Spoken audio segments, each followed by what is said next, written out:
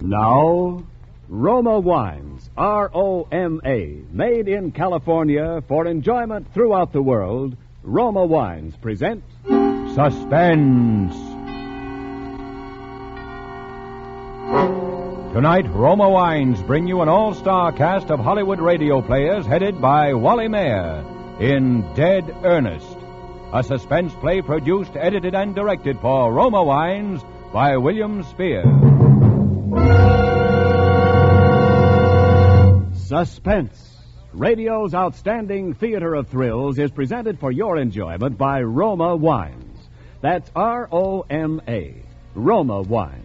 Those excellent California wines that can add so much pleasantness to the way you live, to your happiness in entertaining guests, to your enjoyment of everyday meals.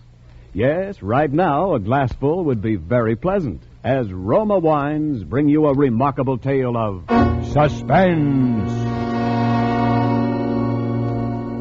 Accident report submitted to Police Inspector Blandon from Lieutenant Steve Healy. Place 15th Street and 4th Avenue. Time 2:45 p.m., March 11th. Remarks. Ernest Bowers, age 34, was crossing the intersection as a signal light changed from green to red. A car driven by Theodore Tovey made legal right turn from 15th Street into 4th Avenue. Hey, look out! Look out for the car! Clear the way. All right, give him some air. Come on now, let me through here. All right, stand back. Let me have a look here. Is he hurt bad, officer? I didn't see him. Honest, I didn't. I had the right of way. He's passed out. Hey, one of you people call for an ambulance. I'll go. Oh, yeah, you. Go on. Okay, move back. He's bleeding. Here, I'll prop up his head. Yeah, use his jacket. Here, I'll hold him. My golly, he's limp. Feels just like he's dead.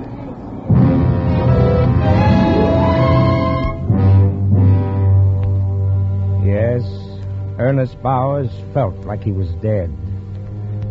Ernest Bowers suffered from catalepsy, a strange disease. He carried at all times a note in his inside jacket pocket stating that he was a cataleptic, and that in the event of seeming death, his wife should be immediately notified, or his doctor in the event his wife is unavailable. The letter also requested that no autopsy or embalming should be performed on his body for 72 hours, although in his particular case the duration of the attacks were usually 4 hours or less. Ernest Bowers also wore a sterling silver bracelet with an inscription reading, "Do not embalm me. I am not dead." Catalepsy is a disease of the nerves and mind. The physical condition of the cataleptic when he's under a spell closely resembles death in all aspects, including the primary stages of rigor mortis. Officer Abbott was on the scene of the accident. He administered first aid to the injured man before making out his report. There, that ought to stop the bleeding. Looks like just a cut on his forehead when he hit the ground. Nothing much. He can't be hurt bad, officer. I didn't hit him hard. Yeah, that's right. It looked like just a little bump. All right. Clear back. Let's have a little air in here. I'll have to take down some information. All right, what's your name? Theodore Tovey. Here's my license. Hey, you kids! Hey, what'd those kids do? They picked up something off the street. I saw them. There's the ambulance. Oh, here it comes. Gee, I hope he's all right. It doesn't look like he's breathing. My gosh, he ain't. I told you to get back. Come on now, ease back, all of you.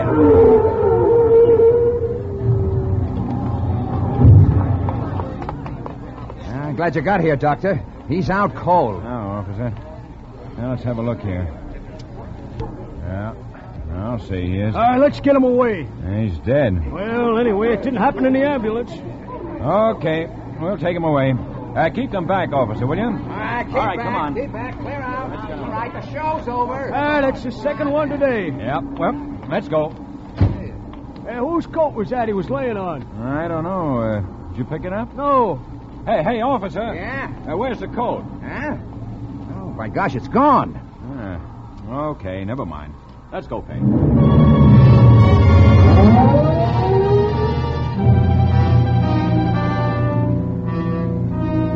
Ernest Bowers had lost the identification of his condition. The letter was in the inside pocket of his jacket. The silver chain he wore on his left wrist had snapped and fallen to the pavement. Two youngsters picked up the chain. Robert Manelli, age 9.5, and Tommy Stoner, 8. Hey, that cop yelled at us. Did you hear him? Yeah. Maybe we should give it back. No, what for? So he can keep it? Go around the back to your father's shop, Bob. Sure is a nice chain. Hey, there's writing on it. Maybe it's the guy's name. Was he hurt bad? Nah, just a little bump. Hey, what's it say? Just a second. We'll be out of the alley. Here, Pop's gone home to eat. Well, let me see it. Wait a second, will you? It says, do not involve... Do not something me. I am not dead. It's screwy. What do we do with it? Sell it, Dopey. But that's stealing, Bob. It ain't stealing. We found it, didn't we? But when we try to sell it, they'll ask us where we got it. What do we tell them? Nothing. Use your head. You know what we'll do? What? We'll use Pop's welding torch. We'll melt it down. He told us not to use it. Pop ain't here, is he? No. Well, come on. There it is. Yeah. Here, put it on that brick. Okay? Yeah. Be careful. You don't know too much about this, you know. What are you kids doing? Huh? Oh, Pop. Nothing, Mr. Manelli. We ain't doing nothing. Nothing, eh? I thought I told you kids not to go near that torch. We want to melt this down. Give me that. Now, what's this all about? We found this chain, Papa, and we want to melt it down and sell it. Whose is it? Well, we don't know, do we, Tommy? No, we don't. Where you get it? We found it. Come on, let me have it. There's nothing wrong, Pop. We just found it, see? It's ours. Let me see, say something here. Do not embalm me. I'm not dead. Okay. What's that? It's screwy. Where you find it? In the street. Honest, Papa. Ask Tommy. All right. Go on, get out of here. Well, how about melting it down, Pop? We can sell it and buy some baseball. All right, I'm going to keep back. Look at Tommy. See it? Yeah. Starting to melt. Uh-huh. See how he does it? Keep away, I told you. It's all melted.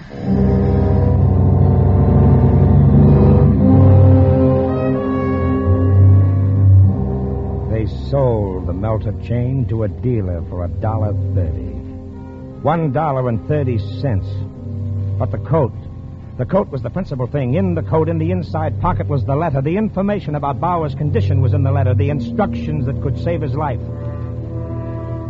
The coat was picked up from the street by Honest Jerry Murdoch. Now, there's a big sign near the corner of 15th Street. It says, Honest Jerry Murdoch, swap shop.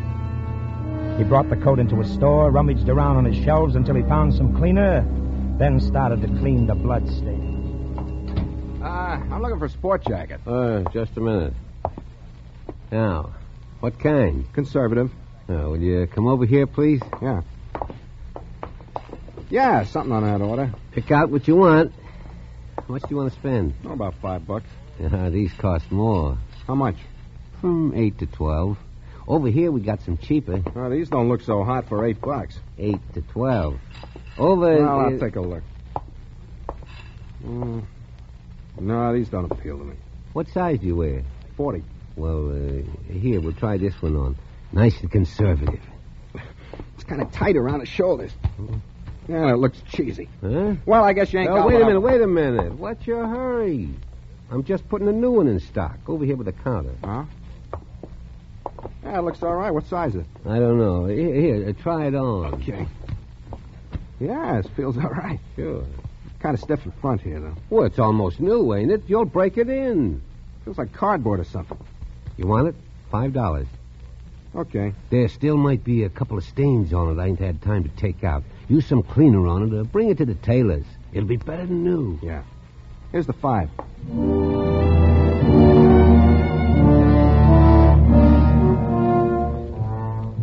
Ernest Bowers was brought to the receiving room of the Better General Hospital. The time, 4:10. If Bowers was going to awaken, it would probably be before 6:45. Intern on duty, Dr. Weldon, made out his report. He wrote it down while standing near the telephone switchboard. Listen, honey, get this guy's wife on the phone if he's got a wife. Here, just a minute. Here's his wallet. Another dead one? Yeah, dead as a mackerel. And gonna stay that way, too. His home phone is here. I'll give it a whirl. Let's see. Superficial cut. Boy.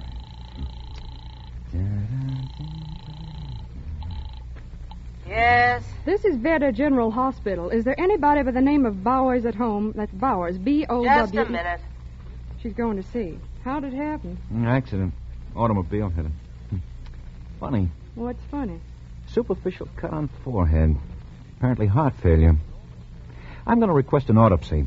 I'd like to find out whether the heart disease was chronic or not. Hello. Here she is again. Nope, nobody home. Is Mr. Bowers married? His wife says he is. Where can I reach her? There's been an accident. I don't know. She's out.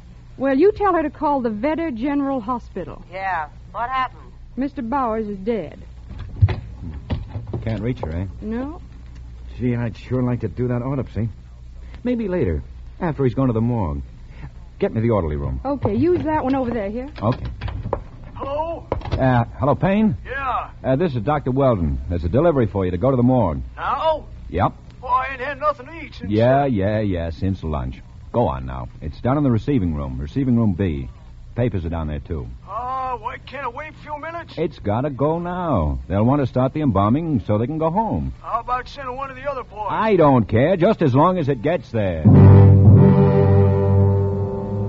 was then 4:22 in the afternoon. Dr. Theodore J. Weldon left Honey at the switchboard and walked upstairs to the intern quarters and settled down to reading the sports page of the afternoon paper. At that moment, if anyone had been in receiving room B of Vetter General Hospital, where the body of Ernest Bowers lay on the patient carrier, they would have seen a fly crawl slowly across the face of the dead man, and they would have seen his nose twitch.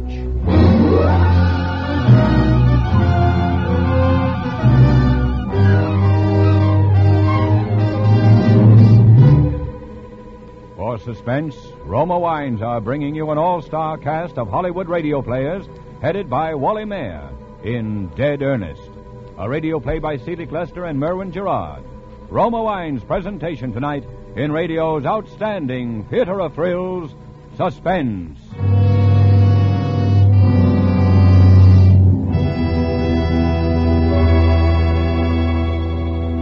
Between the acts of Suspense, this is Ken Niles for Roma Wines. Yesterday, I read an article listing 20 ways to beat this dog day heat. Among them were taking noon naps, soaking wrists in ice water, and taking salt tablets. But none sounded half so pleasant as my favorite cooler offer, Roma Wine and Soda Iced. Yes, Roma Wine and Soda is one of Hollywood's favorite ways to keep cool. And no wonder, for Roma Wine and Soda is so light, so right, so easy to serve. And believe me, so cool to come home to. Just half-fill tall glasses with Roma, California Sauterne, or Burgundy, or any other Roma wine type of your choice. Then simply add ice and sparkling water. In seconds, you're enjoying America's smartest, coolest summer refresher. And remember, because Roma is selected for you from the world's greatest wine reserves, refreshers made with Roma are better tasting naturally. So, for cool contentment all summer long at low cost, serve and enjoy Roma Wine and Soda. That's R-O-M-A, Roma Wines, largest selling wine in all history.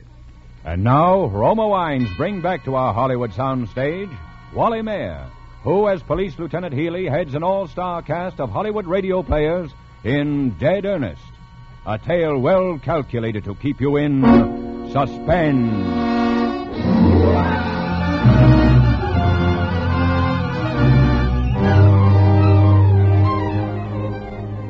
Henry Prince had purchased the coat in which was the letter that could save the life of Ernest Bowers.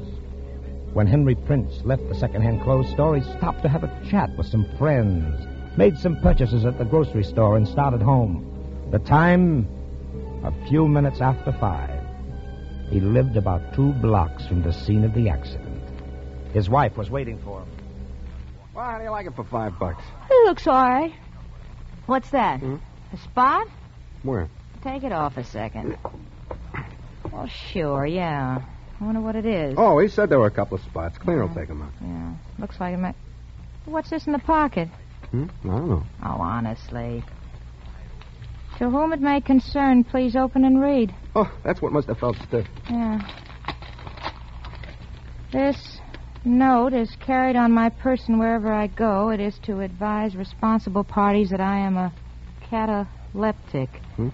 that if it appears as though I am dead, I am not, and that my body is not to be molested for a period of 72 hours, neither by autopsy nor by embalming.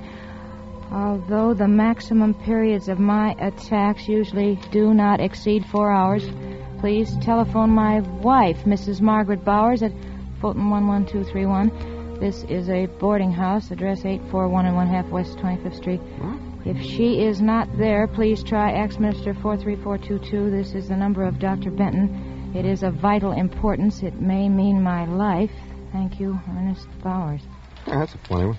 Where'd you get the coat, Henry? That honest Jerry Murdoch's.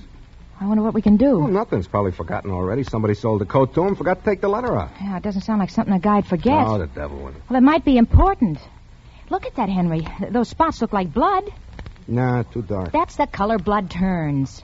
I'm going to telephone that number. Go ahead. I think you're wasting your time. Well...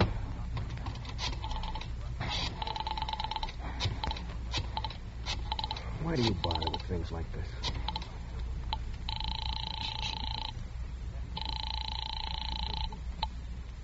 Hello. I'd like to talk to Mrs. Bowers. She ain't in. Well, how do you know? You didn't even She go... went out, and you ain't the first after her. Who else wanted to get in touch with her? Oh, somebody. I don't know who. Well, thank you. Hey, see, you're wasting your time. Yeah, well, I'm going to try that Dr. Benton. Let's see. Minister 4, 3, 2, 2. Look, I'm hungry. Oh, it's busy. How about some dinner? It's cooking. You know, I just can't get it out of my head. That guy, whoever he is, lying there and people thinking him dead when he ain't. Maybe doing things to him. What's embalming? Well, they do that at the morgue. It's preparing his body for burial. I think they take all the blood out of his veins. Well, that'd kill him if he wasn't already dead. Well, it couldn't kill him no deader. Henry, I'm going to find out about that coat. Where's this place you bought it? Honest, Jerry? No, wait a minute, Francis. I put in a good day's work. I'm tired. Well, listen. I don't want to run around the city looking for someone I don't even know about. Well, I'll go myself. Yeah, and how about me at home here while you go out? I want to eat. I'm hungry. Well, dinner won't be ready for another 15 minutes anyway. Where is the place? Oh, all right. I'll go with you.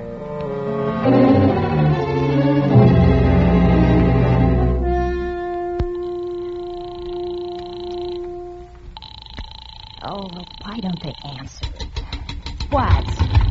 Well, he ain't back yet. Well, what's the sign say? 10 minutes? Yeah, but those guys put up signs like that if they're going away for an hour. Well, we'll just wait a few more minutes, Henry. Oh, come on, Francis. Hello? Close the door. Hello, is Mrs. Bowers in? No. Mr. Bowers? No, he's dead. Oh, he is? Yeah, that's what they tell me. Well, look, would You're you mind... bothering me, lady. I got a meal set up on the table. I can't be answering a million questions. Yeah, but look, all I want to know is when Mr. Bowers died. How do I know? Ask Mrs. Bowers. She'll be home soon. Yeah. Oh, thanks. Well, Mr. Bowers is dead. Found that out. Well, you see, I told you. Well, what about the letter, then? What if he ain't dead? What if they only think he's dead? Well, what do you want to do, wait here all night? No, I'm going to go down to that place where you bought the coat. You go and traipse around the whole city? Well, if I have to. Well, without me, then. Well, do as you please. I'll be home. I'm hungry. Oh, if you think more of a Henry. crazy letter than you do of feeding your own husband, then that's all. What do you mean that's all? Just what I said, that's all. Well, the trouble with you is you just don't have no imagination. No, I just don't have no imagination. I'm just a home-loving guy. That's all. I don't go sticking my nose where it don't belong. Well, go on home, then. I'll find out about it.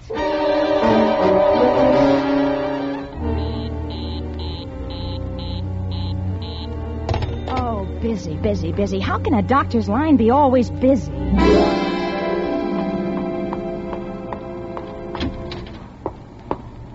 Hey, pardon me. Sure. What do you have? I just want to find out about the man next door. Do you know when he'll come back? Oh, Honest Jerry? No. Any there? No, there's a sign in his door. It says he'll be back in 10 minutes. I've been waiting for him more than a half hour. Oh, maybe he went home. Oh, yeah. Do you know where he lives? Search me, lady. He will come back. He's usually there when we close up here. That's about 7 o'clock. Yeah, okay, thank you. Oh, officer. Yes, ma'am? Officer, do you know where the fellow who owns that swap shop lives? No, ma'am, I don't. Oh. Well, I just wanted to get in touch with him. There's a sign on his door. Why don't you ask him, ma'am? There he is now, just going in. Oh, thank you. Mr. Murdoch. Mr. Murdoch. Yeah? Oh, gee, Mr. Murdoch, I'm glad you came back. Oh, I was just having a bite to eat. Yeah. Come on in. Thank you. What can I do for you? You sold my husband a jacket, a sport jacket this afternoon? Did I? What kind? Light blue, and it had a few stains on it. Oh, sorry. You can't take anything back once it's sold. No, that isn't it. I don't want to give it back. Where'd you get it, Mr. Murdoch? I don't even know which one you're talking about. You know, I sell a lot It must of have been just a few hours ago. It was blue with thin red boxes.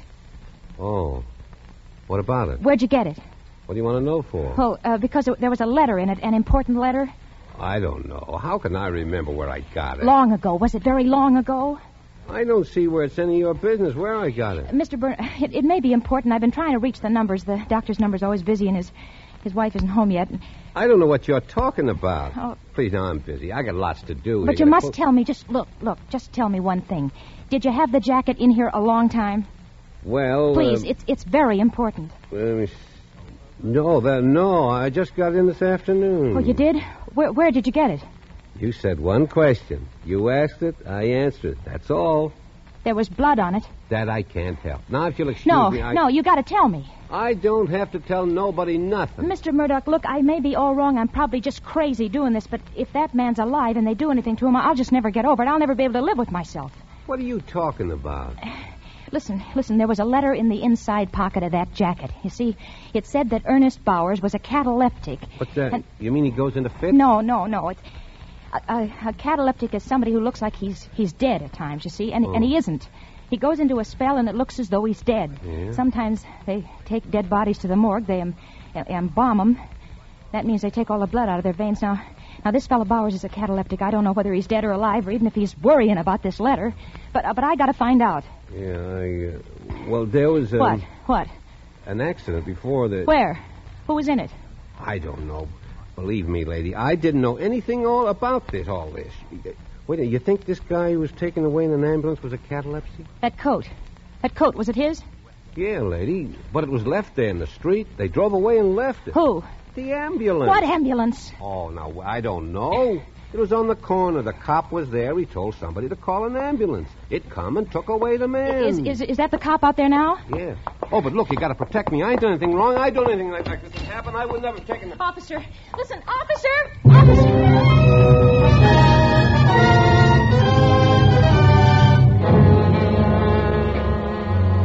Ernest Bowers lay on a slab at the morgue.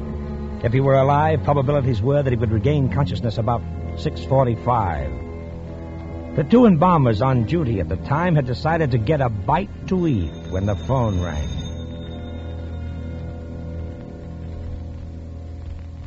Yeah, but we're going out to eat. Yeah, I know another one just came in. We got it here. Well, what's a rush? No. We just want to grab a cup of coffee, and then we'll get right on it. Well, is it our fault if it comes in just when we want to have a... Huh? Oh, we can go home after? Oh, well, that puts a different complexion on... Okay. Yeah. Hey, what time is it, Tony? 6:30. Doc says if we embalm this one now, we can go home. Well, let's start in then. I'm hungry. Okay. Let's start the motor. That's a young guy, ain't he? Yeah. You know, I was speaking to the wife about that yesterday. Oh, get the injector out, Tony. She was saying more and more people die older and older. Yeah, looks like we can open through the neck. Yeah, give me a piece of that gauze. Yeah, I said to her she should be around this place a while. We get them all ages. Hey, want me to do it? No, that's all right. You get the injector ready. Hey, look at him. You know, you never think that such a little thing like his heart stops beating could make him dead and not alive. Yeah, hold it steady now, will you? Yeah. Ready? Just a second. Yeah. All right. Here we go. Huh. Oh, what's the matter? My glasses. They're clouding up. Well, take them off. I'll just clean them. What'd the wife say to that? What? Oh, about all ages? Yeah. Oh, she didn't have anything to say. Only that most of the guys we deal with probably come to a violent end. Well, there's something in that. Okay. I got my glasses cleaned. Let's... What's the matter? They're steamed up again. Now, every time I bend over near... I wonder. What? It must be my imagination. What? I could have sworn this guy was breathing on my glasses. Oh, is he? No, how could he? Well, come on, then. Let's go. It's 6:45 already. Yeah. Hold it. I get the phone. Now, let's get started first. Okay. I will just... Al. What? What's the matter with you? Hey, I thought I saw the guy's hands twitch. Oh, don't be silly. Oh, boy. It gave me a scare. Hey, let's wait a second. I'll get the phone. No, it'll probably be another job and we'll never get out of here. Now let it ring. That might be my wife.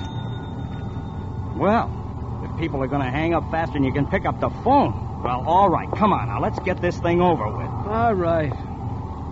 Okay. Give me the knife again. All right. I'll make a nice, neat little Hey, Tony. Yeah? Now, look. I'm bent over like this, see? I ain't going to move. My glasses are full of steam again. Oh, Lord. Is he alive? Hey, look at me. I'm shaking all over. Look at him, Al. Look at his lips. Listen. Okay, shut that thing off.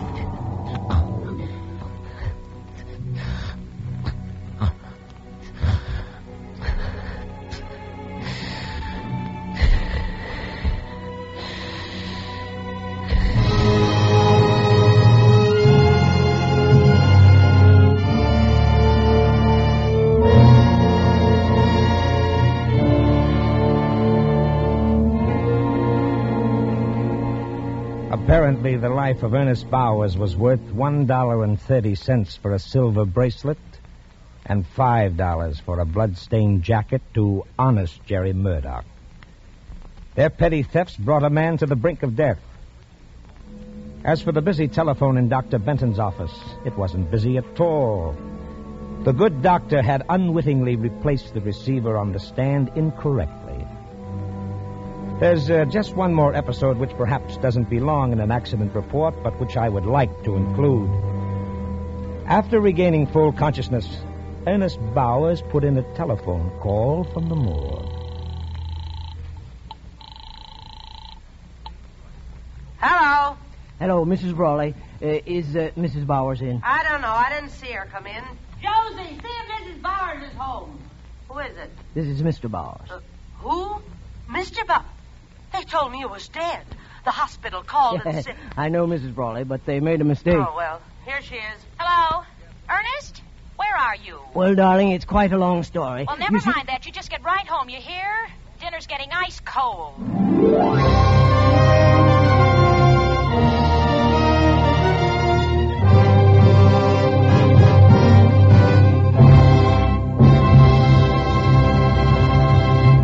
Suspense.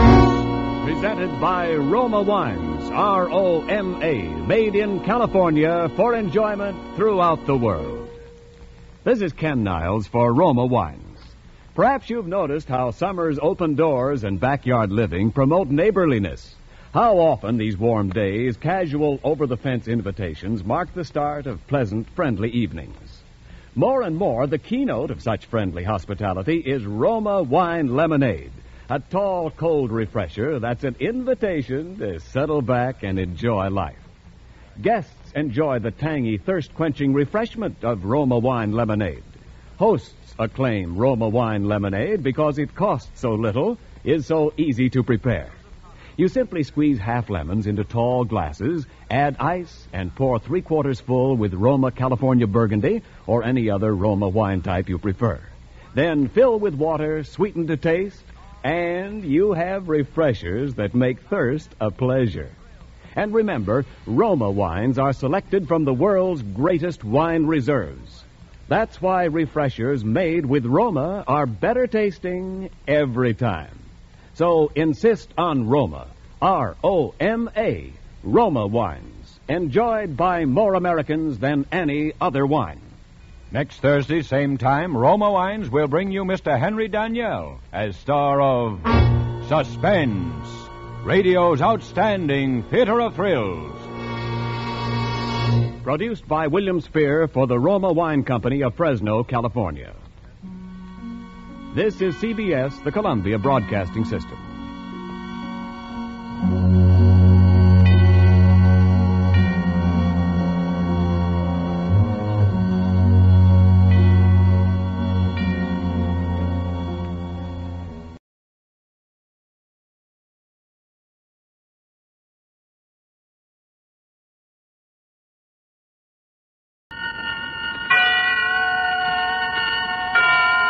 And now, tonight's presentation of radio's outstanding theater of thrills, Suspense.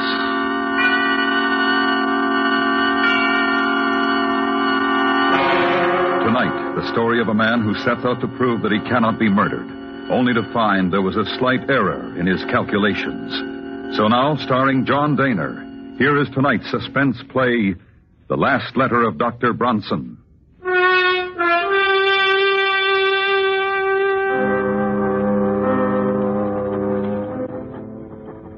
My dear Dr. Moser, forgive me if I dash this letter off rather hurriedly. There are but a very few minutes remaining for me. The few minutes between now and midnight. You have always protested my fascination with the subject of death. It irked you to hear me discuss the latest electrocution or hanging. You alone, Moser, will know how this fascination has led me to this terrible moment. I should like you to have all the facts. First of all, let me recall a conversation which we held here in my study a little over a year ago.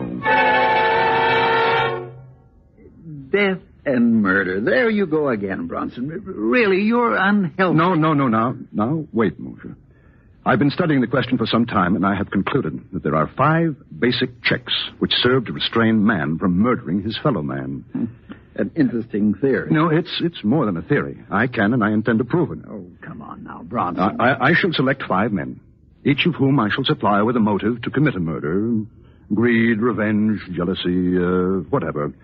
I shall encourage each man to kill, and then restrain him from the act by means of the particular check which I'm testing. You forget, of course, that a murderer requires a partner in crime, the victim, the man to be killed. Well, I shall supply one.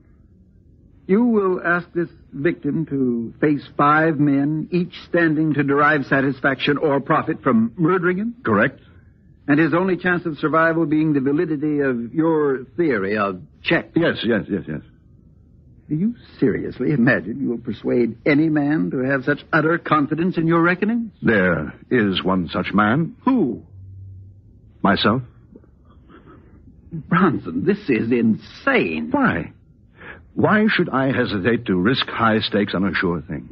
But your life... No, I tell you there's no danger involved whatsoever.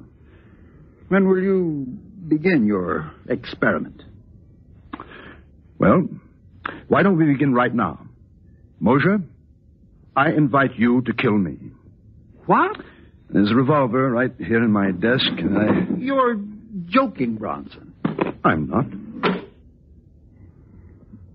What possible motive would I have for murdering you? Motive? Why, we're associated rather closely in our work. You'll come naturally into my entire practice. I'll put that in writing for you. It's preposterous. Oh.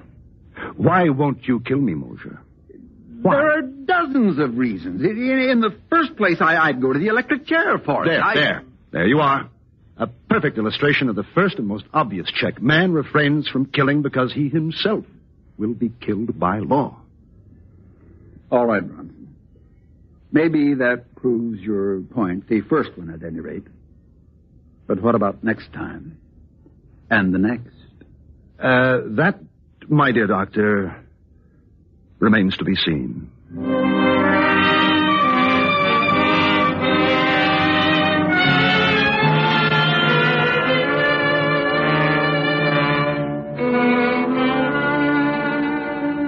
And so, my dear doctor, you yourself illustrated the first of my 5 positive checks which restrain man from murder. Fear of the law. Now, that was more than a year ago. The remaining checks have not been so simple. I had to locate my 4 subjects. I had to cultivate the friendship of each so that when the time should come to confront him with my proposition, I would be certain of how he would act. Now, the first of my 4 potential murderers was a clerk named Totten. We frequently went to church together on Sunday evenings at St. Stephen's, right around the corner of my apartment. And one Sunday evening after the service, I asked him up to my apartment, and as we walked along, we talked. You know, Dr. Bronson, I was talking about you to my wife the other day before they took her to the hospital. Oh? I was saying what a great comfort it was to be with you these Sunday nights. Oh, no. Come, Mr. Totten, you embarrass me. Oh, no, I mean it. In the world today, too many people seem to feel that they no longer need their God. Yes. Their lives seem to be void of the great thing you have in your faith. The church is a great comfort to me. And I do need something to cling to in times like these. Isn't this your apartment that we're passing? Hmm? Oh, I want to go up the side way. We shall be unobserved. Unobserved? Yes.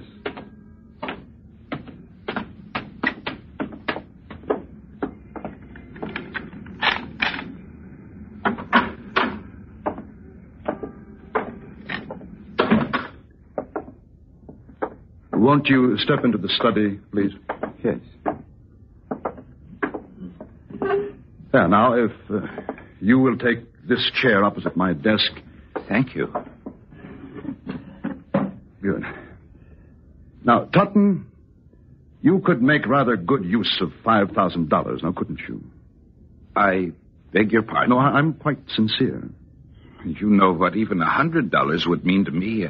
My wife in the hospital. Exactly. And so, here in this desk, I have this little package containing $5,000. Now, it's yours, if you will do me one service. What could I do for you that would be worth all that money? Well, let me explain. My doctor called on me yesterday, and he told me, well, to be quite frank with you, Totten, he said that I was slowly going mad. No, that couldn't be. No, I'm quite all right at present, but it's only a matter of time, and I'd rather not have to face it. And so if you will take these rubber gloves. Well, I don't understand. Put them on, please. But why? Now, as soon as you have them on, I shall hand you this small bottle. It contains cyanide of potassium, one of the deadliest poisons known to man. Now, I hold it firmly, thus, and clearly impress my fingertips on it. And finally, here on the desk, I'm leaving this note explaining that I have committed suicide. Suicide? Now, when the bottle is in your hand, I want you to remove the stopper and empty the contents upon my outstretched tongue. Ah, you see, I will be dead within a few seconds. Then you may leave by the same way we came in. You will be quite unnoticed and with $5,000 in your pocket. What do you say? Well, you can't take the matter of life and death into your own hands. Precisely. That's why I'm asking you to do this for me. Well, I'm very sorry. I can't oblige you. Well, now, if it's the law you fear... No, it's not that. You seem to have arranged that perfectly. Then, what is it? If you don't understand why I can't do this monstrous thing, I suggest you look up the 6th commandment. Good night.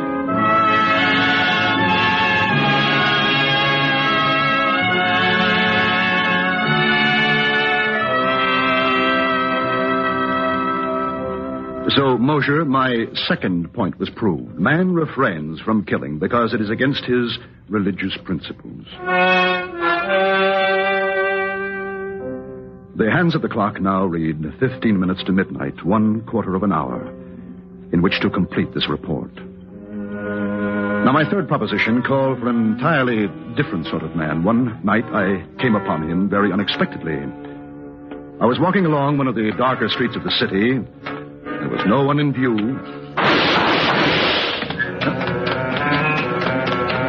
He was slumped down beside an ash can. He had been shot in the chest and left arm, severing an artery. He was bleeding profusely. I tore off his shirt, made a tourniquet for his arm. Never mind me. Get away. Now, who did this to you? What difference does it make? You're going to a hospital. No. They'll call the cops. There. Now, come on. I'll help you to your feet. Up. Come now. No, I ain't going. I'm a doctor, man. You'll die if you're not treated quickly. I ain't going, I tell you. They'll call the cops. I don't want no cops. His name was Matt Doyle, a small-time hoodlum. I visited Doyle in the hospital almost every day. Several months later, I was ready to put him to the test. I found Doyle in one of his hangouts and brought him to my apartment, and for the third time, I carefully explained my proposition. Oh, that's the angle. Here are the gloves. Here is the suicide note, and here is a .45 caliber automatic. You're familiar with this type of weapon, I take it? Familiar. Yeah. Is this on the level? Absolutely. And this water door is mine if I kill you? That's right. Nobody know I done it? No one. Yeah. It's gloves. They're kind of small for me. That's all right. They'll do. Yeah. You want me to put on the other one? It's safer, yes. Yeah. I guess it is. Now, I want you to understand exactly what you're doing, Doyle. Without any justifiable cause, merely for the sake of money, you are going to murder me. Now, you understand that? Yeah. You've been hired to do this before. Well, yeah. But you've never killed a friend, have you? Yeah. Yeah, I have. Well, anyway, they was my pals until they got in the boss's way, but, well, when the boss would say, see to him, Matt, so then there was just another job to me. Whatever the boss said was always right, you see? But you, well, I don't know. No, I can't do it. But I thought you said that you... No, here, you take the gloves. Were you afraid of the law? No. What's the matter, then? Well, the boss always told me what to do, you see? And then afterwards, he'd always come around and slap me on the back, and he'd say, good boy, Matt. But if I took care of you, well, you couldn't come around later to tell me that I'd done a good job. And you see, well, that's important to me.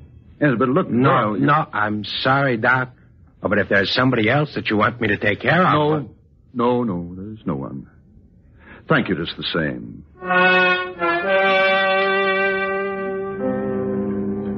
That was my third proposition. Even a criminal of low intelligence, a professional killer, cannot bring himself to murder unless the act follows the code of his society, unless it is approved by some voice of authority.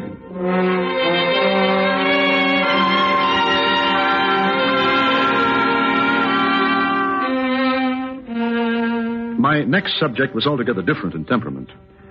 I first encountered Judith Ainsley about 5 years ago when I operated on Barrett Sheffield, the actor. You will recall that Sheffield was brought to the hospital with a lung abscess. As I prepared to do the rib resection, I noticed that the nurse standing beside me was greatly agitated.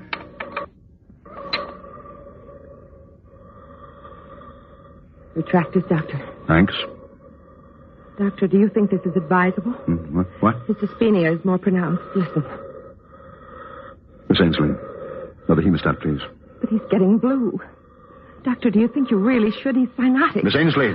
I'm sorry, Doctor, but if... Doctor. Caffeine, quickly, please. Quickly.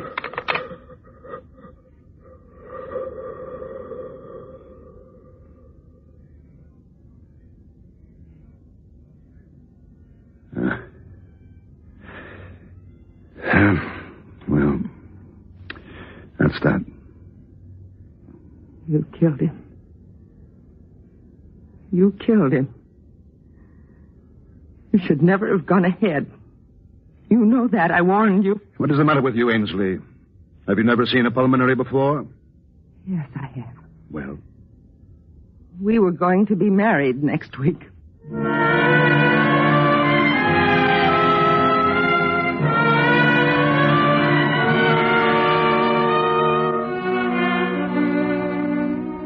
If ever I saw hate, cold, undying hate, it was in that girl's eyes. I had made the most implacable enemy of my life. A few months ago, I inquired about Miss Ainsley and learned that she had done 4 years of medical and was now interning in the hope of picking up a residency. I went down to the hospital and sat in the doctor's lounge, waited for her. Presently, she came in with another intern. I stood up, walked towards her. Oh, I would say about 3 months ago. Miss Ainsley, Huh? Could I speak with you, please? Excuse me. Of course, Doctor. Dr. Ainsley, if you please. Yes, Doctor. I have a little proposition to make to you, but first of all, there are two facts I'd like to be sure of. A, you are unable to set up your own practice because you don't have the money to get started now. Is that right? Perhaps. Fact B, you still hate me and feel a strong desire to be revenged for the wrong which you consider I have done you. Yes, I'm afraid that's true, Dr. Bronson. Good.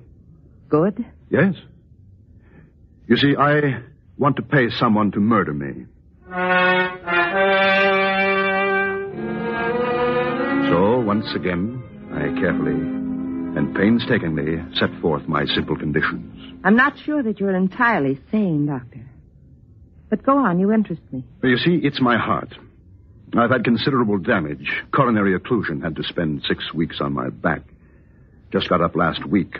So, naturally, I was given digitalis and... I see, Doctor. Yeah. You've been heavily digitalized, and if someone were to give you an injection of calcium gluconate, you would have an immediate heart block. Dead within a few minutes. Exactly. A simple error of judgment. Unavoidable. $5,000. My own practice. And I will say that I'm feeling badly again.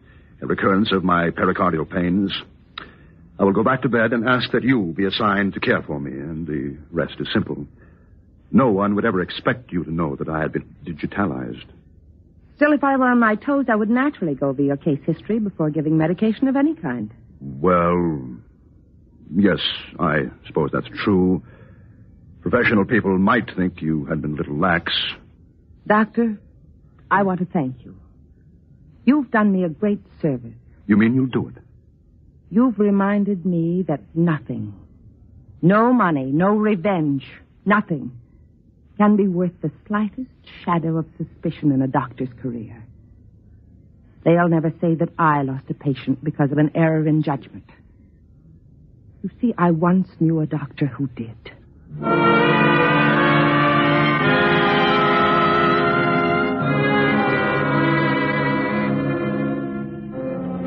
There, Moshe, is my fourth check. Man, or in this case, woman, refrains from killing because of the fear of loss of reputation.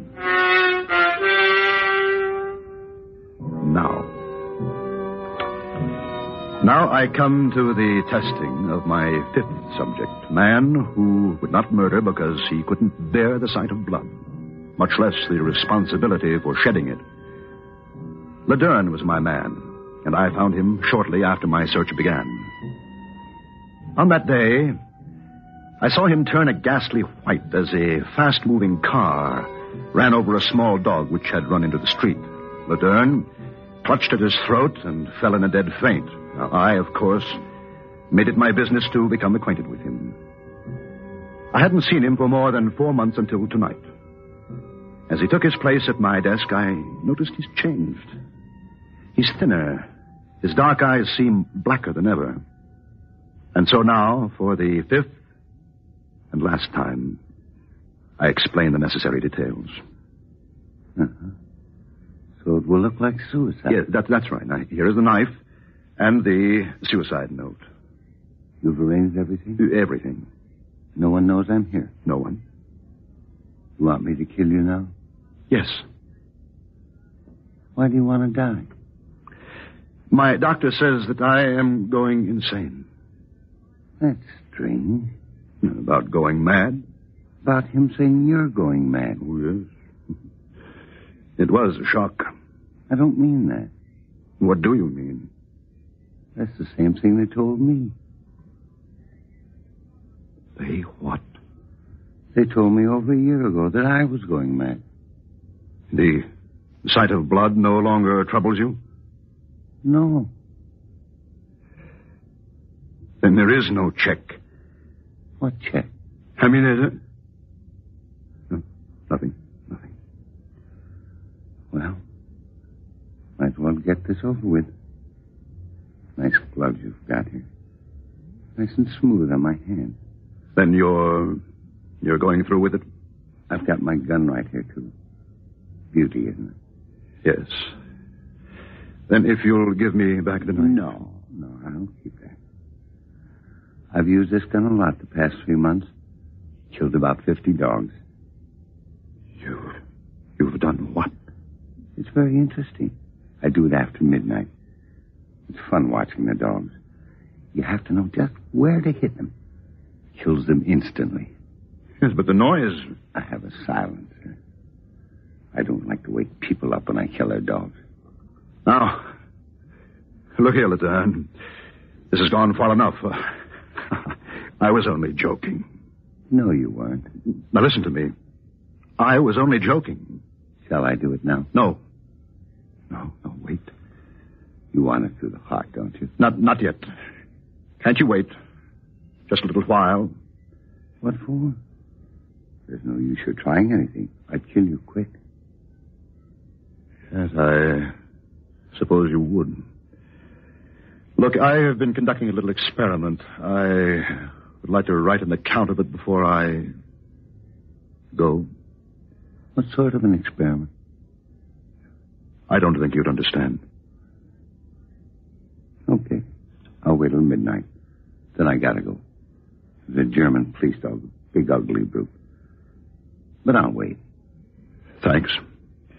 Clock says 10 minutes past 11. Yeah. You got 50 minutes. I'll wait by the window.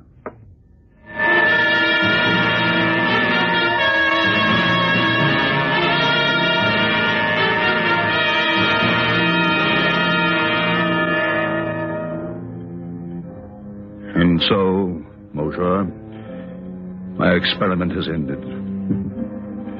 Strange, isn't it? But the one thing I didn't count on was the choosing of a subject who would not respond to my checks, who in fact had no checks at all. For insanity knows no restraint. Dr. Bronson, it's midnight. He is still at the window. I know that I am beginning to understand exactly what is going on in his wicked mind. I wonder why. Now I shall sign my name for the last time and lay down my pen. Then I shall look up and say, "All right, Laderne."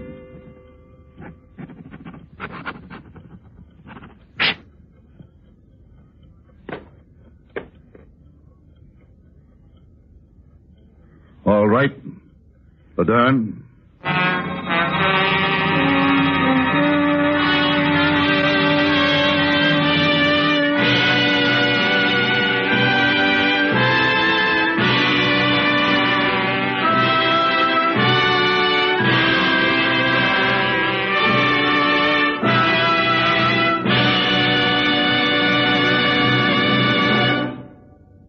Suspense, in which John Dehner starred as Dr. Bronson.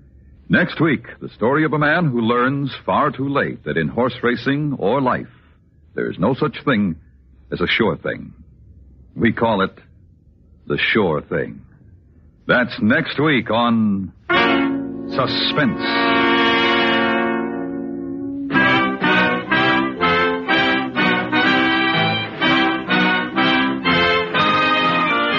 Suspense is produced and directed by Norman MacDonald, with music composed by Lucian Morowick and conducted by Lud Gluskin. The Last Letter of Dr. Bronson was specially written for Suspense by Leonard St. Clair, from a story by Richard Crakey. Featured in the cast were Parley Bear, Howard Culber, Paul Richards, Virginia Gregg, and James Nusser.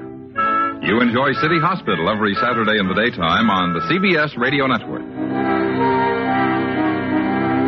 Now, Roma Wines. R-O-M-A, made in California for enjoyment throughout the world. Roma Wines present Suspense. Tonight, Roma Wines bring you Miss Joan Loring as star of The Great Horrell, a suspense play produced, edited, and directed for Roma Wines by William Spear. Suspense, radio's outstanding theater of thrills, is presented for your enjoyment by Roma Wines.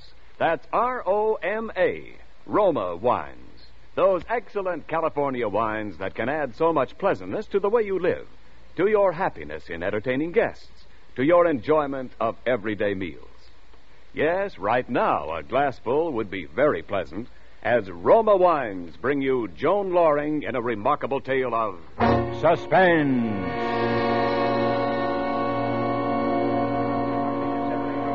Court will come to order. Is counsel prepared to proceed? For the prosecution, we are, Your Honor. The defense? Yes, Your Honor. Very well. The district attorney may call his witnesses. Your Honor, my first witness is a document. This document, duly entered as evidence in this court and marked Exhibit A, is the diary of Alma Horrell. I should like the court's permission to read from this diary certain entries, beginning with May the 14th, which I consider to be relevant to this case. Granted. Ladies and gentlemen of the jury, this is the diary of the defendant, Alma Horrell. May the 14th. We open tonight in St. Louis. It is a shock to realize that today marks the 5th anniversary of my association with the great Horrell, and that for all but a few months of that time I have been married to him. The great Horrell, the marked mentalist. That's the masked mentalist, jury. It is doubly shocking as I look back to realize how profoundly I have been affected by those 5 years as the wife and assistant of the world's greatest mind reader. For there is no doubt that he is that. As I write these lines, I am sitting in a quiet corner of the wings where I can watch Paul's nimble feet out on the stage, the way he charms his audience. But such sounds as these, with their familiar and well-remembered ring from 5 years of vaudeville and heart-trooping, scarcely register upon my mind tonight.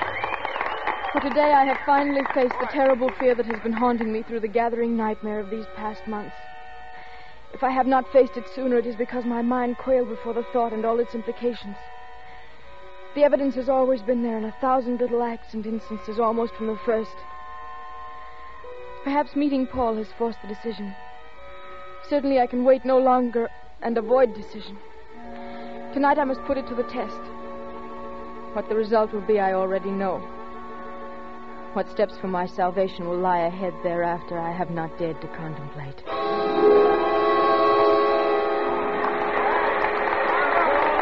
Thank you. Now, ladies and gentlemen, the final demonstration. I'll ask a member of the audience to step up here on the stage and blindfold me. You, sir, the great Horrell, thanks you. Do you have a handkerchief, sir? Yes, sir. Good. Take the handkerchief. You will fold your handkerchief and tie it over my eyes. Yes, right over the mask. That's it. Yeah. Knot it in the back of my head. Good and tight. Splendid.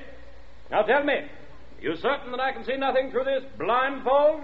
Well, if you can, you must have X-ray eyes. Very well. Now I shall ask my assistant to select some member of the audience who will give us some personal object, anything at all. I shall attempt to identify that object entirely by the transmission of thought waves, by reading the mind of my assistant. Are you ready, Alma? Yes, I am. Now, my assistant selected the victim. It is, yes, it is a gentleman. My assistant now has in her right hand. Thank you. Hold it up so the audience can see it, Alma. Yes, I'm holding it. The object appears... it's very difficult. But the object appears to be a picture.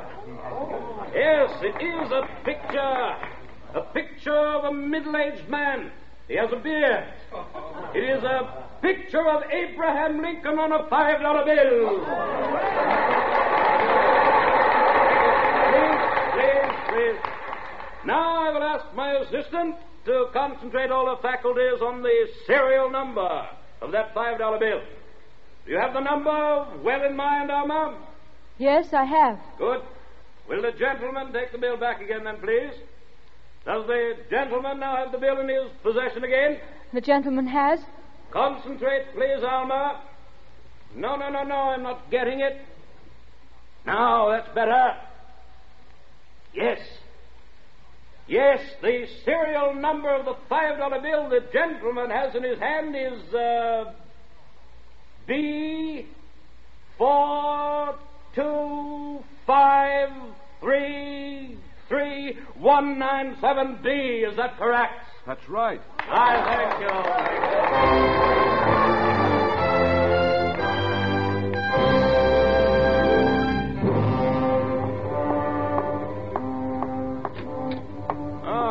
There you are, my dear. Congratulations. You were practically perfect tonight. Martin, I want to talk to you. By all means. No, turn around. Look at me, Martin. This is terribly important. It also happens to be quite important for me to get this grease paint off. Go ahead, Alma. I'm listening.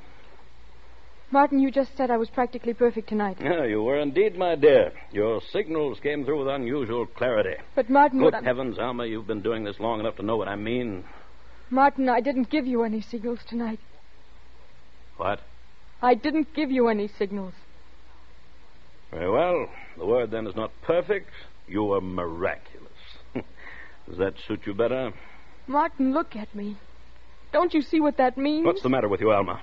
You can read my mind. Can I? You can read my mind, Martin. Oh, very well, Alma. If you wish to believe that, I'm sure it can only have the excellent effect of making the act even more believable to the audience. Martin, I can't go on this way. Alma, this is all a lot of nonsense, you know. No, it isn't. You haven't even denied it. I've seen it coming for months. Little things at first, Martin, at home, on the street, until my most intimate thoughts weren't my own. Until my mind wasn't my own. Until I have no mind. Just what is this little scene leading up to, Alma? Martin, you've got to let me go. You've got to set me free. Let you go? Yes, give me a divorce. Oh, Alma, you're being hysterical. Martin, please. Alma, I've devoted 5 years to my association with you. I've trained you until you were perfect. I'm sorry, Martin. I'm sorry for all that, but I've got to have my freedom. Are you thinking of Paul Wilson? You know what I'm thinking. I see. And you do understand, Martin. I understand that you'll be of very little use to me in your present condition. Never. I can never go on again. Very well. It just so happens I received only this afternoon a very lucrative offer from Australia. What? They'll even supply a partner, apparently not fully appreciating your importance in the scheme of things. I shall accept. Oh, thank you, Martin. I shall accept. But I shall return in about 3 months. Meanwhile, we shall forget Paul Wilson, won't we? I shall expect you to be fully rested when I return, and in a reasonable frame of mind. Rested? And as for your freedom, Alma, understand this. You'll never, never be free from me. Set your mind to that. My mind. My mind.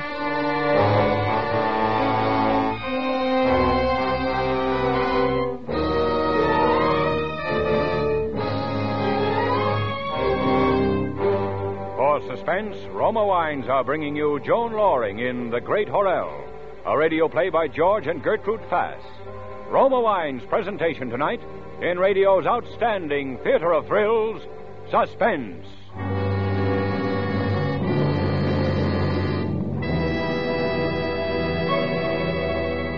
Between the acts of Suspense, this is Ken Niles for Roma Wines. Last week, ladies and gentlemen, many of you heard me announce for Roma the first release of Grand Estate wines. Tonight, I bring you the story behind Roma's proud presentation of premier quality Grand Estate wines. Years ago, Roma vintners set as their goal a limited bottling of truly outstanding wines. Beginning with a selection of choice grapes, Roma vintners unhurriedly created 5 superior wines, each with a character born of timeless skill, each rich in the brilliant clarity, full fragrance, and mellow taste which distinguish an indisputably great wine.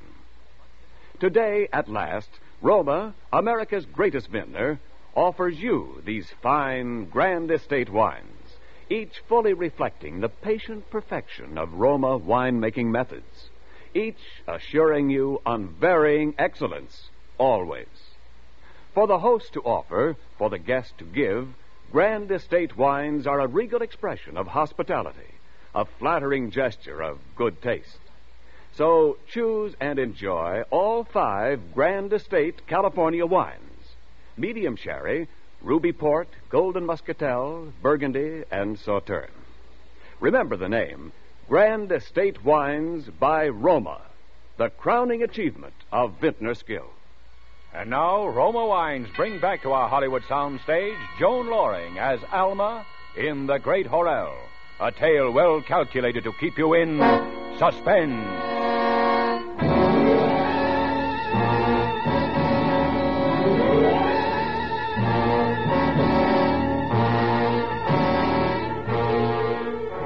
May 16th. I am free. At last, after all these months and years of haunting fear, I am free. Even the terrible revelation of 2 days ago, the final certainty that my husband could read my mind, now seems almost like the fading shadow of a bad dream compared to that wonderful fact. He is leaving and I am free. What does it matter now that he says he is coming back, or even that half-veiled threat that he will never give me my freedom? I am prepared for that. For now I shall make the decisions. For the first time in 5 long years, my mind is my own, released at last from that constant, crushing, insidious influence of his. And I will do the planning. Tomorrow, Paul and I are going to see a lawyer. For by the time Martin Horrell does come back, I will no longer be his wife. I will be Mrs. Paul Wilson.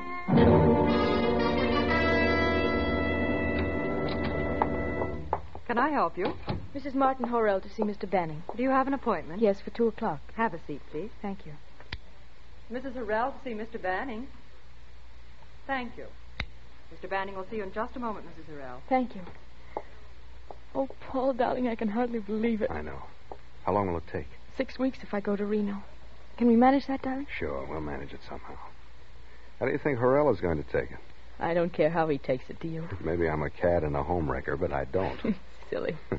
I only wish you'd wrecked it years ago, what there was of it. After all, Paul, what can he say? He left me, didn't he? In spite of all his high-flown speeches about coming back after me and never giving me my freedom, he did leave me. Sure. Although I'll never know why you didn't leave him long before this. Because, Paul, I'm not sure that I could have.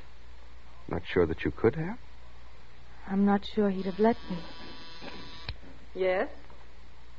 Yes, Mr. Banning. Mr. Banning will see you now, Mrs. Horrell. Thank you. Just go right in. Come with me, Paul. No. No, Paul, you wait here.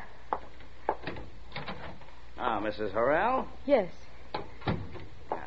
Sit down, please. Thank you. Now, what can we do for you? Well, you see, Mr. Banning, I'm married to a vaudeville artist, Mr. Martin Horrell. Mm-hmm. We've had an act together for the past 5 years, a mind-reading act. The Great Horrell, it's called. Oh, yes, I believe I've heard of it. Yesterday, my husband left me. He's gone to Australia. I see. And so I want to... Yes? And so I want... You want legal counsel, Mrs. Horrell, You can speak frankly with me, Mrs. Horrell. Is it something about a divorce? No. Then what is it? I don't know. You don't know? No. Well, there's not much we can do for you if you don't know what it is you want us to do for you. Now, is there? No. Well, then, I suppose you come in at some later time when your mind is really made up. Yes, all right. I'm very sorry. That's all right, Mrs. Horrell. I quite understand. Good day. Good day. Oh. Well, that was quick. Alma, what's the matter? It's nothing, Paul. You're white as a sheet. What happened? We're going to have to wait a little while for the divorce. Wait? Why? Paul, it's a lot more complicated than I thought. How could I tell him? We'd been so sure of happiness. And then this. I knew what it was, of course. I knew it the moment I tried to say that one divorce. And now the incredible, the terrifying fact stares me in the face. That Martin Horrell still reads my thoughts. Separated by thousands of miles, he still has the power when he wishes to invade the innermost recesses of my mind as easily as he would walk into a drawing room. I know because I felt his presence there. And so I shut off my thoughts, emptied my mind as I have always done to guard my slightest secret. But what am I to do now? I must think. I must plan very carefully. I dare not tell Paul if I possibly can avoid it. An even more horrifying thought. If Martin Horrell's mind exerts such power over me as this, how much further can he go? How much further can he go? June the 22nd. For weeks I have moved in a nightmare of conflicting, panicky thoughts and indecision. And today something happened, trivial in itself, but having a significance that has left me shaken and appalled. This afternoon I was to meet Paul early and we were to go to the beach. But I was late. I was terribly late. It was nearly dark before I got to his hotel. Come in. Oh, so there you are. Oh, Paul. Well, where have you been? What have you been doing? I've been waiting here for nearly 3 hours. Paul, you'll never believe this. Well, sure, I'll believe it, but it better be good. I've been feeding the swans.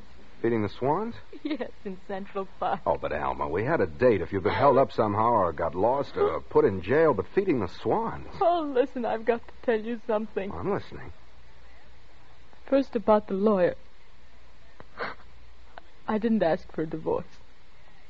What do you mean? I couldn't. You couldn't? Paul, he's reading my mind again. He's reading my mind. Alma. It's true, Paul. But he's in Australia. I know, but when I began to talk to the lawyer, he was in my mind. It doesn't seem possible. I know it doesn't seem possible, but it is. It was the same thing about the swans, only worse. The swans? I didn't even know what I was doing, Paul. The date I had with you, everything just went out of my mind. And there I was feeding the swans until it was as though I suddenly woke up. And then I knew. Knew what? Why I was there. Paul, today is the anniversary of my marriage to Martin Horrell. Well? That was what we did, Martin and I, the day we were married. Oh. He made me do it, Paul. He reached out across all those miles and made me do it again today. He made me forget everything and just remember that. Remember him. Wow. How could he? He did. Paul, if he can do that, he can do anything, can't he? Well, I don't know. He could even make me commit murder.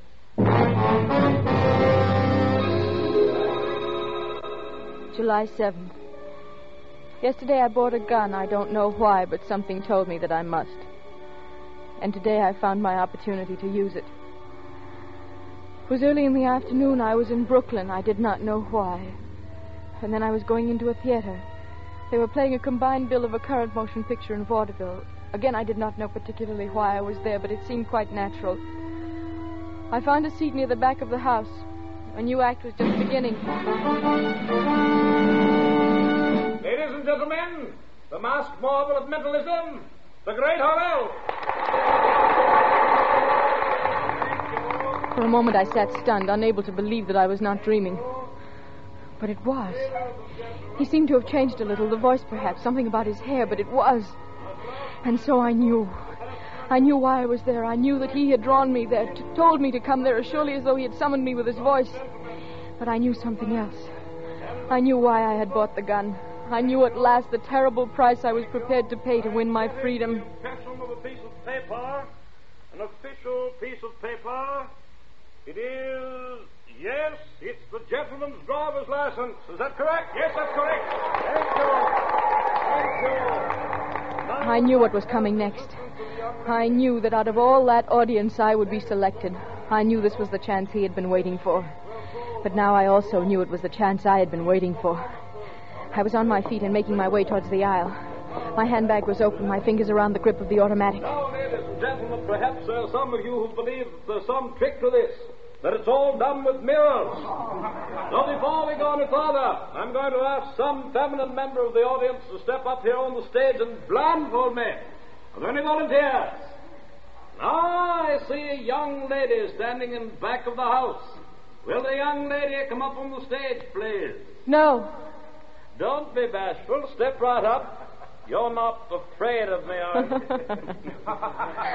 Or perhaps the young lady is afraid I'll read her mind. Perhaps she's harboring some guilty secret.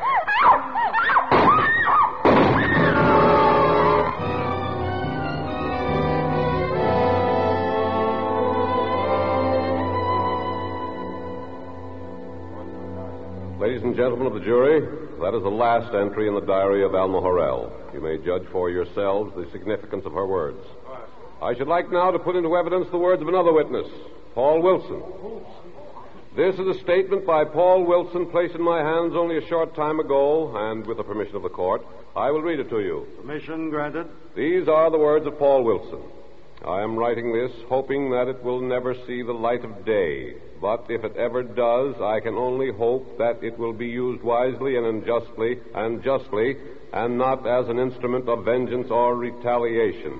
I have been in love with Alma Horrell since the first day I met her. I am still in love with her. By the greatest of good fortune, it was not too difficult to hush up the affair in the Brooklyn Theater. After she fired the second shot, someone grabbed her and they took her to the manager's office. She had the good sense to say nothing and to contact me at once. The theater manager didn't want trouble, and after I'd spoken to Horrell's agent, a fellow I'd never seen before, it became apparent that he didn't want to press charges either. Of course, it was impossible to explain why she'd done it. No one knew that except Alma herself and me. And I knew that it was up to me to help her somehow and as quickly as I could. I got hold of the best psychiatrist in town, a Dr. Emil Hochmann. He came to see Alma the very next day at her apartment. This feeling you have, Mrs. Horrell, that your husband has control over your mind, it has been growing stronger? It is not a feeling, Dr. Hochmann. It's a certainty. Oh, I see. There really isn't any other way to explain what's happened, is there? Well, it's very unusual, yes. Perhaps you would care to discuss it with me further at my office.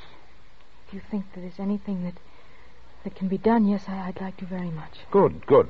Shall we say tomorrow at 2, then? Yes, tomorrow at 2. Until then, Mrs. Horrell. I'll show you to the door, Doctor. Oh, thank you, if you please. Bye, Doctor. Goodbye. I'm almost frantic, Doctor. I've thought of going to Horrell himself. I've thought of almost everything. Do you think something can be done? You see, Mr. Wilson, when two people live so closely together over a number of years as Mr. and Mrs. Horrell, it's not unusual that they may, well, occasionally, shall we say, anticipate each other's thoughts.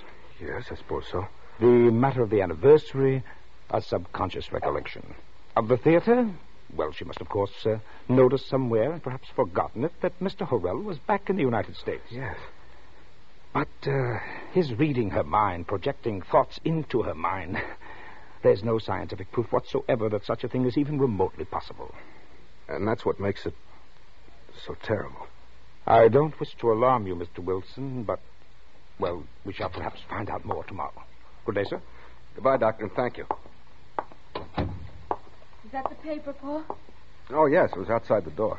Is there anything in it about I'll see. Mm-hmm. There's a little something here on the theatrical page. What? I guess he couldn't resist the publicity, but it just says unidentified young woman. Oh. It's funny he never tried to get in touch with you, isn't it? But he did, Paul, didn't he? Alma. What? It wasn't Horrell at all. Look here. What? He'd sold the act in Australia, the name and everything, and... What, Paul? Alma, he was hurt shortly after he arrived. That's why he sold the act. And he died out there. Died? Martin Horrell has been dead for almost a month. Oh, I see. What? I really should have known, I suppose. Known what, Alma? That it was someone much closer to me than Martin Horrell who was reading my mind. Listen, Alma, the doctor says... You knew all the facts. It's you who's been reading my mind, isn't it, Paul? Alma, the doctor says that's impossible. He says there's But you should have realized, Paul, that if I was willing to kill Martin Horrell for my freedom, I would be willing to kill you, too. Alma, Yes, Paul. I still have a gun. It's no use locking yourself in there, Paul. Because, you see, I'm going to wait.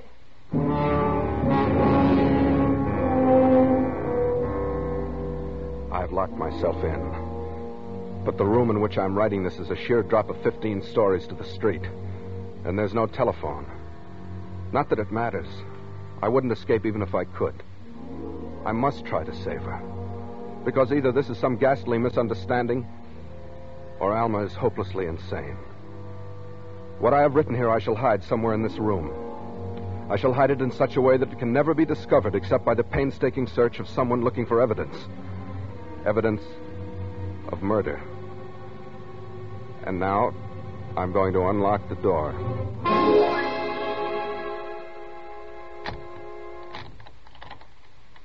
Alma? Yes, Paul? Alma, I'm coming out. I want to talk to you. Yes, Paul? Alma, I know what you're thinking. Yes, Paul. I'm sure you know what I'm thinking.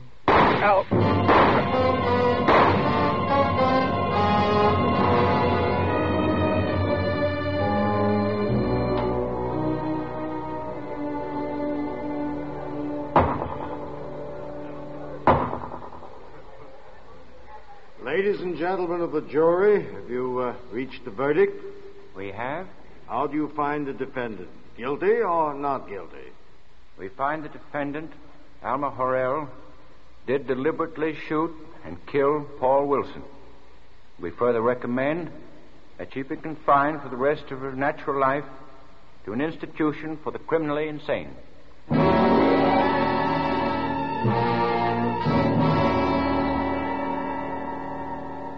They said I was insane. What do they know of the tortured depths that lie beneath the surface of the human mind? I know, because it is beginning again. It is Dr. Hochman. He's been coming nearly every day to visit me. He thinks he too can see into my brain and know my thoughts.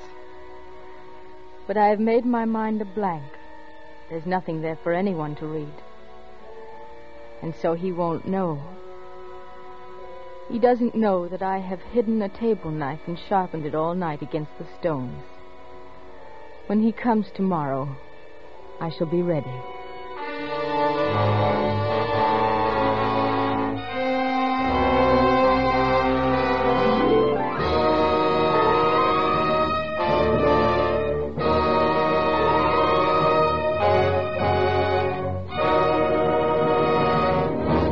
Suspense.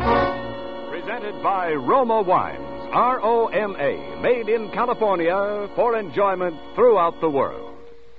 This is Ken Niles to tell you of a luxurious new experience in wine enjoyment. An experience you share with discriminating wine users everywhere when first you taste Grand Estate Wines by Roma.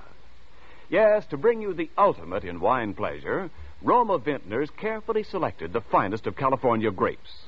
Then, with infinite skill and winemaking resources unmatched in America, Roma vintners patiently guided to taste perfection these magnificent Grand Estate wines.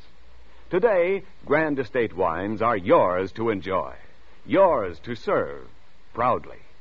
No matter what the occasion, the host who possesses all 5 Grand Estate California wines is sure to please all tastes at all times. For smart entertaining, delight your guests with Grand Estate Medium Sherry, Ruby Port, or Golden Muscatel.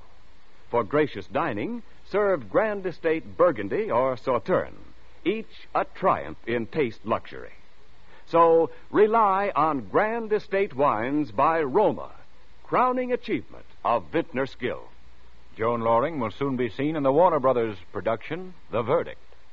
Thursday, same time, Roma Wines will bring you Mr. Hume Cronin as star of Suspense, radio's outstanding theater of thrills.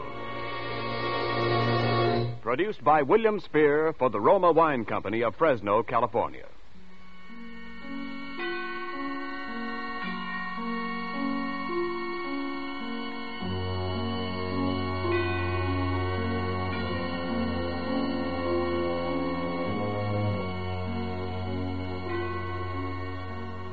This is CBS, the Columbia Broadcasting System.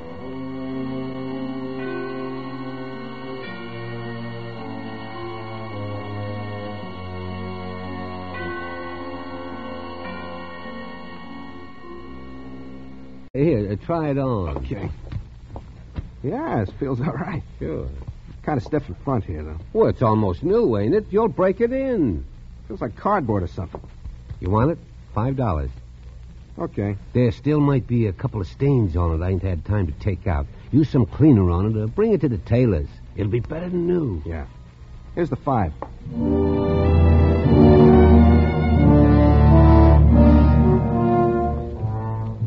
Ernest Bowers was brought to the receiving room of the Vedder General Hospital. The time, 4:10. If Bowers was going to awaken, it would probably be before 6:45. Intern on duty, Dr. Weldon, made out his report. He wrote it down while standing near the telephone switchboard.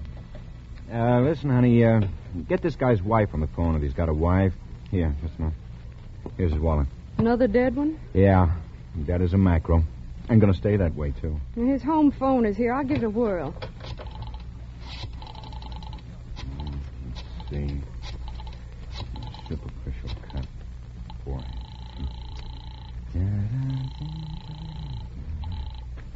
Yes? This is Werder General Hospital. Is there anybody by the name of Bowers at home? That's Bowers. B-O-W... Just a minute. She's going to see. How did it happen? Accident. Automobile hit him. Funny. What's funny? Superficial cut on forehead. Apparently heart failure. I'm going to request an autopsy. I'd like to find out whether the heart disease was chronic or not. Hello. Here she is again. Nope, nobody home. Is Mr. Bowers married? His wife says he is. Where can I reach her? There's been an accident. I don't know. She's out. Well, you tell her to call the Werder General Hospital. Yeah. What happened? Mr. Bowers is dead. Can't reach her, eh? No. Gee, I'd sure like to do that autopsy. Maybe later, after he's gone to the morgue. Get me the orderly room. Okay, use that one over there, here. Okay. Hello? Hello, Payne? Yeah. This is Dr. Weldon. There's a delivery for you to go to the morgue. Now? Yep. Well, I ain't had nothing to eat since... Yeah, since lunch. Go on now. It's down in the receiving room B. Papers are down there, too. Why can't I wait a few minutes? It's got to go now. They'll want to start the embalming so they can go home. How about sending one of the other boys? I don't care, just as long as it gets there. It was then 4:22 in the afternoon. Dr. Theodore J. Weldon left Honey at the switchboard and walked upstairs to the intern quarters and settled down to reading the sports page of the afternoon paper. At that moment, if anyone had been in receiving room B of Werder General Hospital, where the body of Ernest Bowers lay on the patient carrier, full death in all aspects, including the primary stages of rigor mortis. Officer Abbott was on the scene of the accident. He administered first aid to the injured man before making out his report. There, that ought to stop the bleeding. Looks like just a cut on his forehead when he hit the ground. Nothing much. He can't be hurt bad, officer. I didn't hit him hard. Yeah, that's right. It looked like just a little bump. All right. Clear back. Let's have a little air in here. I'll have to take down some information. All right, what's your name? Theodore Tovey. Here's my license. Hey, you kids! Hey, what'd those kids do? They picked up something off the street. I saw them. There's the ambulance. Oh, here it comes. Gee, I hope he's all right. It doesn't look like he's breathing. My gosh, he ain't. I told you to get back. Come on now, ease back, all of you.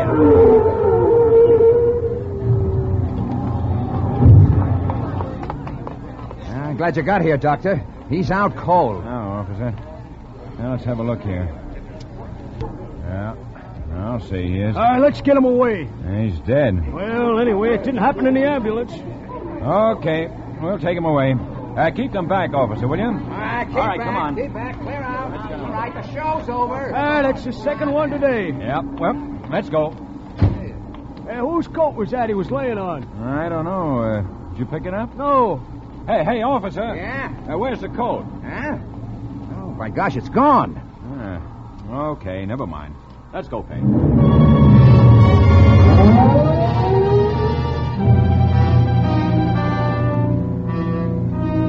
Ernest Bowers had lost the identification of his condition. The letter was in the inside pocket of his jacket. The silver chain he wore on his left wrist had snapped and fallen to the pavement. Two youngsters picked up the chain. Robert Manelli, age 9.5, and Tommy Stoner, 8. Hey, that cop yelled at us. Did you hear him? Yeah. Maybe we should give it back. No, what for? So he can keep it? Go around the back to your father's shop, Bob. Sure is a nice chain. Hey, there's writing on it. Maybe it's the guy's name. Was he hurt bad? Nah, just a little bump. Hey, what's it say? Just a second. We'll be out of the alley. Yeah, Pop's gone home to eat. Well, let me see it. Wait a second, will you? It says, do not involve... Do not something me. I am not dead. It's screwy. What do we do with it? Sell it, Dopey.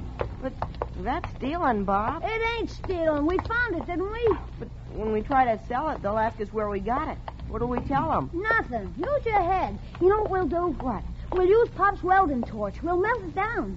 He told us not to use it. Pop ain't here, is he? No. Well, come on. There it is. Yeah. Here, put it on that brick. Okay? Yeah. Be careful. You don't know too much about this, you know. What are you kids doing? Huh? Oh, Pop. Nothing, Mr. Manelli. We ain't doing nothing. Nothing, eh? I thought I told you kids not to go near that torch. We want to melt this down. Give me that.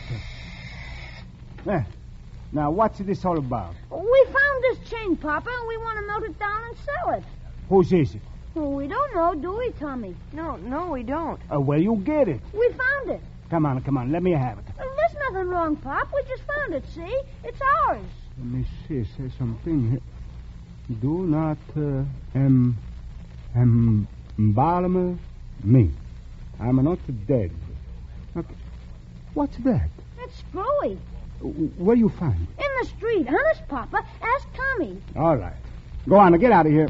Well, how about melting it down, Pop? We can sell it and buy some baseball. All right, I'm going to keep back.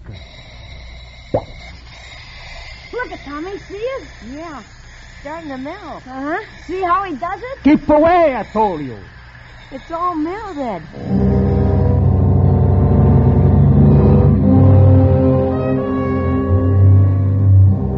They sold the melted chain to a dealer for $1.30. $1.30. But the coat was the principal thing. In the coat, in the inside pocket, was the letter. The information about Bauer's condition was in the letter. The instructions that could save his life. The coat was picked up from the street by Honest Jerry Murdoch. Now, there's a big sign near the corner of 15th Street. It says, Honest Jerry Murdoch, swap shop. He brought the coat into a store, rummaged around on his shelves until he found some cleaner, then started to clean the blood stain. I'm looking for a sport jacket. Just a minute. Now, what kind? Conservative. Will you come over here, please? Yeah. Yeah, something on that order. Pick out what you want. How much do you want to spend? Oh, about $5. These cost more. How much? From 8 to 12. Over here, we got some cheaper. Oh, these don't look so hot for $8. 8 to 12. Over... Well, I'll take a look. No, these don't appeal to me. What size do you wear? 40. Well, here, we'll try this one on. Nice and conservative. It's kind of tight around the shoulders. Yeah, it looks cheesy. Huh? Well, I guess you ain't got wait a minute. What's your hurry? I'm just putting a new one in stock. Over here with the counter. Huh? Yeah, it looks all right. What size is it? I don't know. Now, Roma Wines, R-O-M-A, made in California for enjoyment throughout the world, Roma Wines present Suspense. Tonight, Roma Wines bring you an all-star cast of Hollywood radio players headed by Wally Mayer in Dead Ernest, a suspense play produced, edited, and directed for Roma Wines by William Spear. Suspense, radio's outstanding theater of thrills, is presented for your enjoyment by Roma Wines.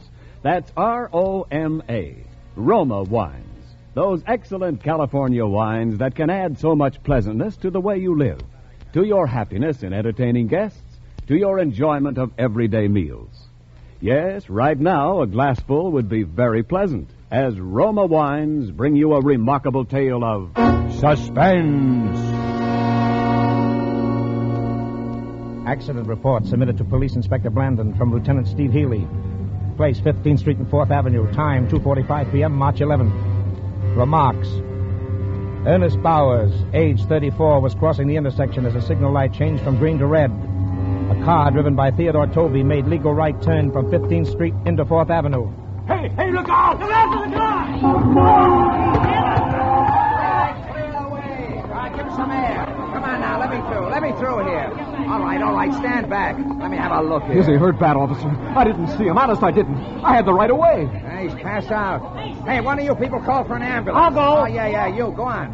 Okay, move back. He's bleeding. Here, I'll prop up his head. Yeah, use his jacket. Here, I'll hold him. My golly, he's limp. Feels just like he's dead.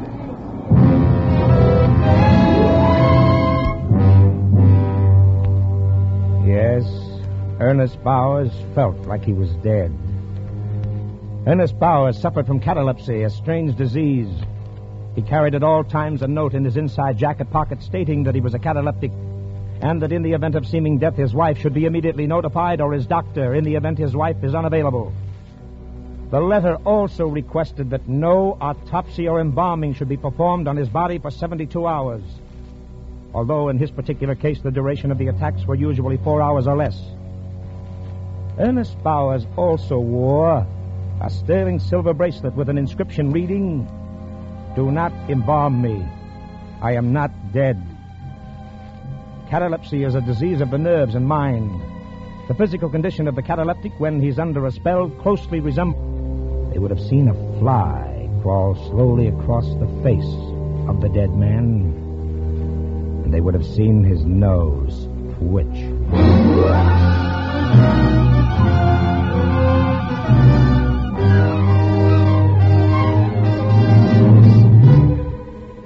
For Suspense, Roma Wines are bringing you an all-star cast of Hollywood radio players headed by Wally Mayer in Dead Ernest, a radio play by Celic Lester and Merwin Gerard. Roma Wines' presentation tonight in radio's outstanding theater of thrills, Suspense.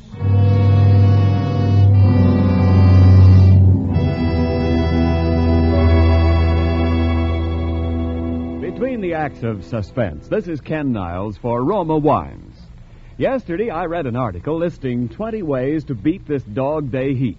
Among them were taking noon naps, soaking wrists in ice water, and taking salt tablets. But none sounded half so pleasant as my favorite cooler offer, Roma Wine and Soda Iced. Yes, Roma Wine and Soda is one of Hollywood's favorite ways to keep cool. And no wonder, for Roma Wine and Soda is so light, so right, so easy to serve. And believe me, so cool to come home to. Just half-fill tall glasses with Roma, California Sauterne, or Burgundy, or any other Roma wine type of your choice. Then simply add ice and sparkling water. In seconds, you're enjoying America's smartest, coolest summer refresher. And remember, because Roma is selected for you from the world's greatest wine reserves, refreshers made with Roma are better tasting naturally. So, for cool contentment all summer long at low cost, serve and enjoy Roma Wine and Soda. That's R-O-M-A, Roma Wines, largest selling wine in all history. And now, Roma Wines bring back to our Hollywood soundstage Wally Mayer, who, as Police Lieutenant Healy, heads an all-star cast of Hollywood radio players in Dead Ernest, a tale well calculated to keep you in suspense.